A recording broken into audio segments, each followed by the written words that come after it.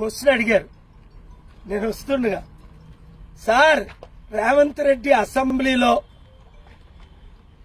ఘోరంగా అల్లు అర్జున్ గురించి మాట్లాడాడు. వెంటనే 2-3 గంటల తర్వాత అల్లు అర్జున్ ప్రెస్ మీట్ పెట్టాడు. ఏది నిజమో అని నేను 2 వాచ్ చేశాను. చాలా ఇంపార్టెంట్. దేశంలో 30 కోట్ల మంది వాచ్ చేస్తున్నారు కనుక అల్లు అర్జున్ సినిమా దేశ చరిత్రలో హైయెస్ట్ ఇన్కమ్ అన్ని సినిమాల్ని రికార్డు బ్రేక్ చేసి 1500 కోట్లు సంపాదించింది.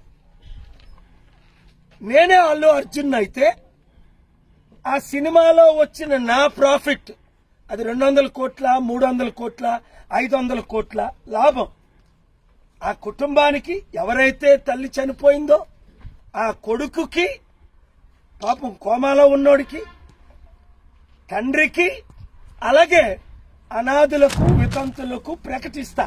25 లక్షలు భిక్షం పెట్టడం కాదు, ఒక జీవితం పోతే 25 లక్షల విలువ.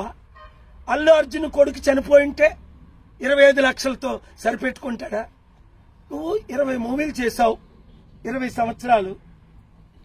ఒక్క మూవీలో వచ్చిన లాభం అంతా ఆ కుటుంబానికి, పేదలకి పంచిమని నేను ఇచ్చే సలహా.